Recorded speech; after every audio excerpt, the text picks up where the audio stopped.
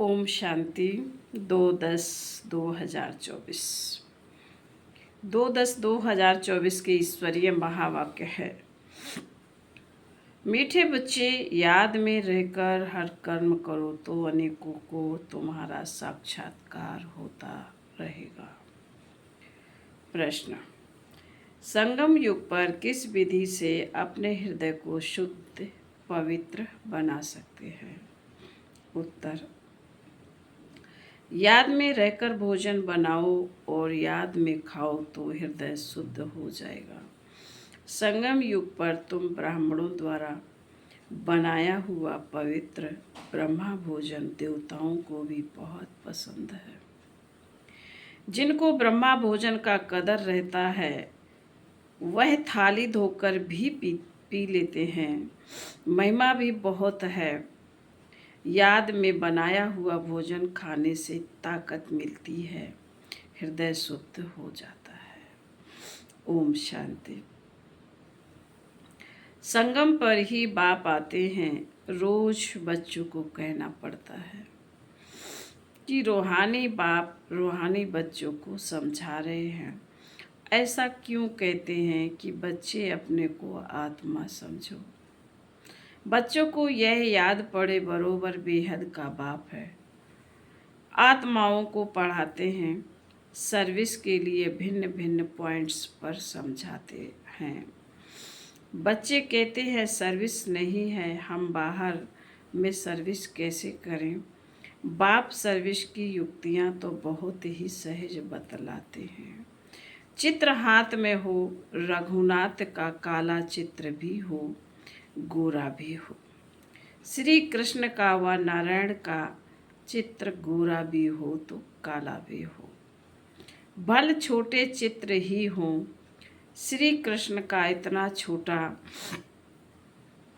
चित्र भी बनाते हैं तो मंदिर के पुजारी से पूछ सकते हो इनको काला क्यों बनाया है, जबकि असुल गोरा था। वास्तव में तो शरीर काला नहीं होता है ना। तुम्हारे पास बहुत अच्छे गोरे गोरे भी रहते हैं, परंतु इनको काला क्यों बनाया, यह तो तुम बच्चों को समझाया गया है। आत्मा कैसे भिन्न भिन्न नाम रूप धारण कर नीचे उतरती है। जब से काम चिता पर चढ़ती है तब से काला बनती है। जगत नाथ व श्रीनाथ द्वारे में ढेर यात्री होते हैं। तुमको निमंत्रण भी मिलते हैं। बोलो हम श्रीनाथ के 84 जन्मों की कहानी सुनाते हैं। भाइयों और बहनों आकर सुनो, ऐसा भाषण और कोई तो कर ना सके। तुम समझा सकते हो यह काला क्यों बने हैं। हर एक को पावन से पतित जरूर बनना है। देवताएं जब वाम मार्ग में गए हैं तब उन्हें काला बनाया है। काम चिता पर बैठने से आयरन ईस्ट बन गए हैं। आयरन का कलर काला होता है, गोल्डन, सोने का कलर गोल्डन। उनको कहेंगे गोरे, वही फिर 84 जन्मों के बाद काले बनते हैं। सीढ़ी का चित्र भी जरूर हाथ में हो, सीढ़ी भी बड़ी हो तो कोई भी दूर से देख सकेंगे अच्छी रीति। और तुम समझाएंगे कि भारत की यह गति है, लिखा हुआ भी है उत्थान और पतन। बच्चों को सर्विस का बहुत शौक होना चाहिए। समझाना है यह दुनिया का चक्र कैसे फिरता है। Golden age, silver age, copper age, फिर यह पुरुषोत्तम संगम युग भी दिखाना है। भल बहुत चित्र नहीं उठाओ, सीढ़ी का चित्र तो मुख्य है। भारत के लिए तुम समझा सकते हो। अब फिर से पतित से पावन तुम कैसे बन सकते हो। पतित पावन तो एक ही बाप है, उनको याद करने से सेकंड में जीवन मुक्ति मिलती है। तुम बच्चों में यह सारा ज्ञान है, बाकी तो अब अज्ञान नींद में सोए हुए हैं।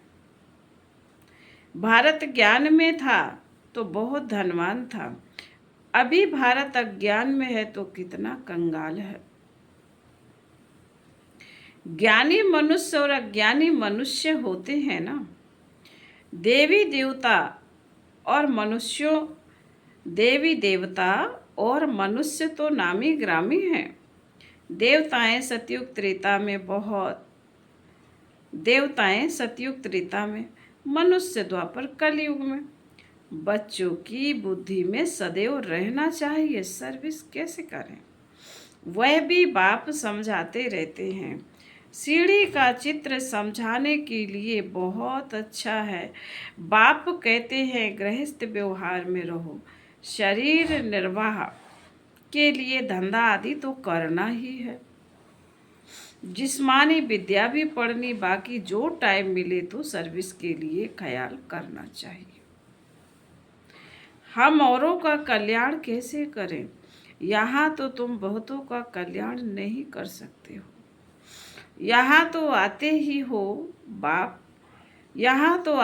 हो बाप की मुरली सुनने, इसमें ही जादू है। बाप को जादूगर कहते हैं, गाते भी हैं, मुरली तेरी में है जादू। तुम्हारे मुख से जो मुरली बजती है उसमें जादू है। मनुष्य से देवता बन जाते हैं, ऐसा कोई जादू होता नहीं सिवाय बाप के।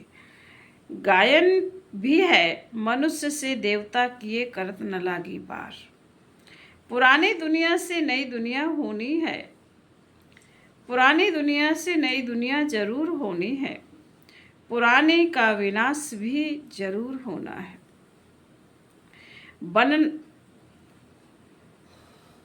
इस समय तुम राजयोग सीखते हो तो जरूर राजा भी बनना है।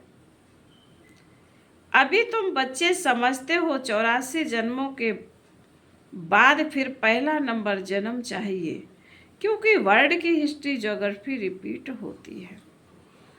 सतयुग त्रेता जो भी होकर गया है सो फिर रिपीट होना है जरूर।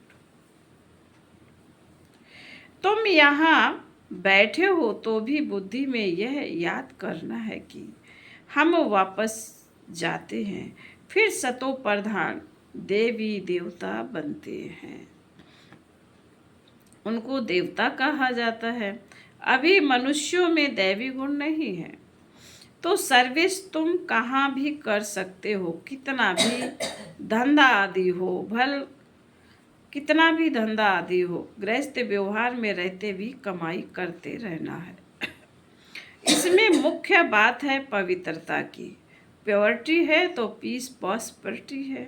कंप्लीट प्योर बन गए तो फिर यहाँ रह नहीं सकते, क्योंकि हमको शांति धाम जरूर जाना है। आत्मा प्योर बन गई तो फिर आत्मा को इस पुराने शरीर के साथ नहीं रहना है। यह तो इम्प्योर है ना, 5 तत्व ही इम्प्योर है, शरीर भी इनसे ही बनता है, इनको मिट्टी का पुतला कहा जाता है। 5 तत्वों का शरीर एक खत्म होता है, दूसरा बनता है। आत्मा तो है ही, आत्मा कोई बनने की चीज नहीं है। शरीर पहले कितना छोटा फिर कितना बड़ा होता है, कितने ऑर्गन्स मिलते हैं जिससे आत्मा सारा पार्ट बजाती है। यह दुनिया ही वंडरफुल है। सबसे वंडरफुल है बाप जो आत्माओं का परिचय देते हैं। हम आत्मा कितनी छोटी है, आत्मा प्रवेश करती है, हर एक चीज वंडरफुल है। जानवरों के शरीर आदि कैसे बनते हैं, वंडर है ना। आत्मा तो सब में वही छोटी है। हाथी कितना भी बड़ा है उसमें इतनी छोटी आत्मा जाकर बैठती है। बाप तो मनुष्य जन्म की बात समझाते हैं। मनुष्य कितने जन्म लेते हैं? 84 लाख जन्म तो है नहीं। समझाया है जितने धर्म है उतनी वैरायटी बनती है। हर एक आत्मा कितने फ्यूचर्स का शरीर लेती है। वंडर है ना। फिर जब चक्र रिपीट होता है, हर जन्म में फ्यूचर्स नाम रूप आदि बदल जाते हैं। ऐसे नहीं कहेंगे कृष्ण काला गोरा, कृष्ण काला कृष्ण गोरा। नहीं, उनकी आत्मा पहले गोरी थी, फिर 84 जन्म लेते लेते काली बनती है। तुम्हारी भी आत्मा भिन्न भिन्न फीचर्स, भिन्न भिन्न शरीर लेकर पार्ट बजाती है। यह भी ड्रामा है। तुम बच्चों को कभी भी कोई फिक्रात नहीं होनी चाहिए। सब एक्टर्स हैं, एक शरीर छोड़ दूसरा लेकर फिर पार्ट बजाना है। हर जन्म में संबंध आदि बदल जाता है। तो बाप समझाते हैं यह बना बनाया ड्रामा है। आत्मा ही 84 जन्म लेते लेते तमो प्रधान बननी है। अब फिर आत्मा को सतो प्रधान बनना है। पावन तो जरूर बनना है। सृष्टि पावन सृष्टि है। अब पतित है, फिर पावन होनी है। सतो प्रधान तमो प्रधान अक्षर तो है ना। सतो प्रधान सृष्टि, फिर सतो रजो तमो सृष्टि। अभी जो सतो प्रधान बने हैं वही फिर सतो प्रधान। बाबा कहते हैं अभी जो तमो प्रधान बने हैं वही फिर सतो प्रधान कैसे बने? पतित से पावन कैसे बने? बरसात के पानी से तो पावन नहीं बनेंगे। बरसात से तो मनुष्यों का मौत भी हो जाता है। फ्लाइट्स हो जाती है तो कितने डूब जाते हैं। अभी बाप समझाते रहते हैं यह सब खंड नहीं रहेंगे। नेचुरल कैमिटीज भी मदद करेगी। कितने ढेर मनुष्य जानवर आदि बह जाते हैं। ऐसे नहीं कि पानी से पावन बन जाते हैं, वह तो शरीर चला जाता है।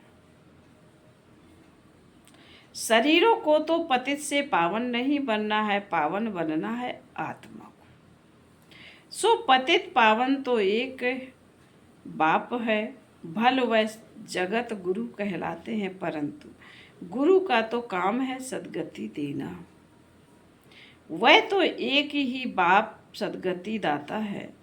बाप सतगुरु की सद्गति देते हैं। बाप समझाते तो बहुत रहते हैं, यह भी सुनते हैं ना। गुरु लोग भी बाजू में शिष्य को बिठाते हैं सिखलाने के लिए, यह भी उनके बाजू में बैठता है। बाप समझाते हैं तो यह भी समझाते होंगे ना, इसलिए गुरु ब्रह्मा नंबर 1 में जाता है। शंकर के लिए तो कहते हैं आँख खोलने से भस्म कर देते हैं। फिर उनको तो गुरु नहीं कहा जाए। फिर बाप भी कहते हैं बच्चों मामे कम याद करो। कई बच्चे कहते हैं इतने धंधे धोरी की फिक्रात में रहते हैं, हम अपने को आत्मा समझ बाप को कैसे याद करें? बाप समझाते हैं भक्ति मार्ग में भी तुम हे ईश्वर, हे भगवान कहे याद करते हो ना।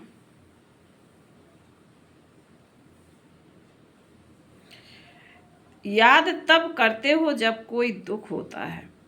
मरने समय भी कहते हो, बाबा कहते हैं मरने समय भी कहते हैं राम राम बोलो। बहुत संस्थाएं हैं जो राम नाम का दान देती हैं। जैसे तुम ज्ञान का दान देते हो, वह फिर कहते हैं राम राम बोलो, राम बोलो।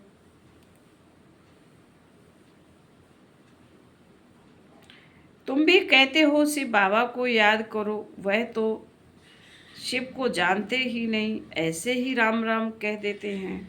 अब यह भी क्यों कहते हैं कि राम कहो, जबकि परमात्मा सब में है।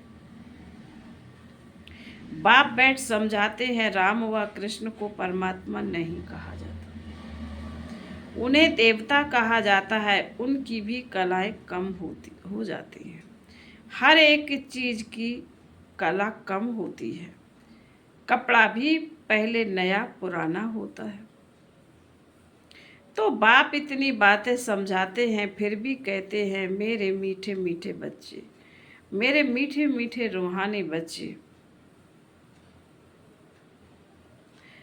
रूहानी बच्चों, अपने को आत्मा समझो, सिमर सिमर सुख पाओ। यहाँ तो दुख धाम है, बाप को और वर्षे को याद करो। याद करते करते अथाह सुख पाएंगे। कलह कलेश बीमारी आदि जो भी है सब छूट जाएंगे। तुम 21 जन्मों के लिए निरोगी बन जाते हो। कल कलेश मिटे सब तन के, जीवन मुक्ति पद पाओ। गाते हैं परंतु एक्ट में नहीं आते। तुमको बाप प्रैक्टिकल में समझाते हैं। बाप को सिमरो तो तुम्हारी सब मनोकामनाएं पूरी हो जाएंगी, सुखी हो जाएंगे। मोचरा खाकर मानी टुकड़ा खाना, यानी सजा खाकर रोटी का टुकड़ा खाना अच्छा नहीं है। सबको ताज़ा रोटी पसंद आती है। आजकल तो तेल ही चलता है, वहाँ तो घी की नदियाँ बहती हैं। तो बच्चों को बाप का सिमरन करना है।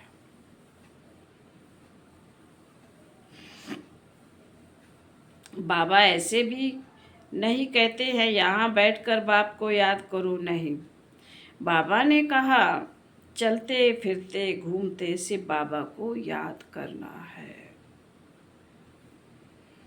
नौकरी आदि भी करनी है। बाप की याद बुद्धि में रहनी चाहिए। लौकिक बाप के बच्चे नौकरी आदि करते हैं तो याद रहता ही है ना। कोई भी पूछेगा तो झट बताएंगे कि हम किसके बच्चे हैं। बुद्धि में बाप की प्रॉपर्टी भी याद रहती है। तुम भी बाप के बच्चे बने हो तो प्रॉपर्टी भी याद है।